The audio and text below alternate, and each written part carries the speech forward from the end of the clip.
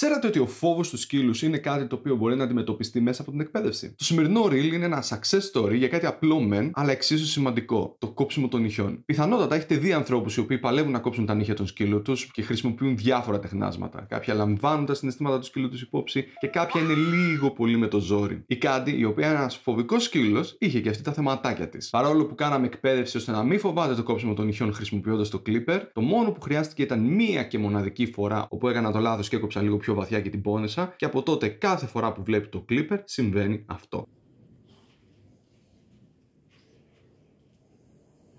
Long story short, αφού έκανα μια προσπάθεια για να σώσω την κατάσταση, τελικά αποφάσισα να ξεκινήσω από το μηδέν χρησιμοποιώντας καινούργιο εργαλείο. Για να βοηθήσουμε την Κάντι να συμπαθήσει το καινούργιο εργαλείο, έπρεπε κάθε φορά που εμφανίζεται αυτό το εργαλείο να γίνεται κάτι φανταστικό. Για να το μάθει αυτό, έκανα κάτι αντίστοιχο με αυτό που έκανε ο Παύλοβ με τους σκύλους του. Κάθε φορά που έβλεπε ή άκουγε τον Ντρέμελ, έπεφταν λιχουδιές από τον ουρανό. Στη συνέχεια, έπρεπε να τη βοηθήσω να καταλάβει ότι με το να τη πιάνω τα πατούσια για να χειρίζομαι τα νύχια της, δεν θα υπάρχει κάποια οδυνηρή συνέπεια. Για το λόγο αυτό, χρησιμοποίησα μια τεχνική η οποία ονομάζεται απευαισθητοποίηση, όπου σταδιακά ελεγχόμενα και κυρίως χωρίς να την τρομάξω, την επιβράβευα για το λίγο που μου επέτρεπε να τη χειριστώ.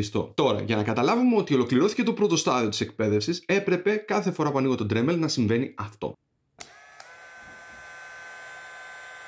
Συνεχίζοντας την εκπαίδευση, σταδιακά άρχισα να συνδυάζω τον Dremel με τους χειρισμούς σε διάφορους συνδυασμούς, όπως χειρισμό με το χέρι αλλά τον Dremel κλειστό, χειρισμό με το χέρι και με τον Dremel ανοιχτό, χειρισμό με τον Dremel αλλά τον Dremel κλειστό, και ύστερα από μερικές εβδομάδες δουλειάς καταφέραμε να φτάσουμε στο σημείο να κόψουμε όλα τα νύχια χωρίς να υπάρχει άγχος. Όπως τη βλέπετε, είναι αραχτή στον καναπέ χωρίς να την περιορίζω με κάποιον τρόπο και περιμένει με προσμονή τις λιχουδιές της. Αν πρέπει να κρατήσετε κάτι από αυτό το reel, είναι ότι ο φόβος είναι αντιμετωπίσιμος και εμείς ως εκπαιδευτές μπορούμε να σας βοηθήσουμε σε αυτό. Εάν έχετε ένα σκύλο ο οποίος έχει φοβίες, τότε μην περιμένετε να βγουν τα πράγματα εκτός ελέγχου. Ζητήστε άμεσα βοήθεια από έναν εκπαιδευτή ο οποίος χρησιμοποιεί επιστημονικές μεθόδους και κυρίως δεν χρησιμοποιεί βία ή εκφοβισμό.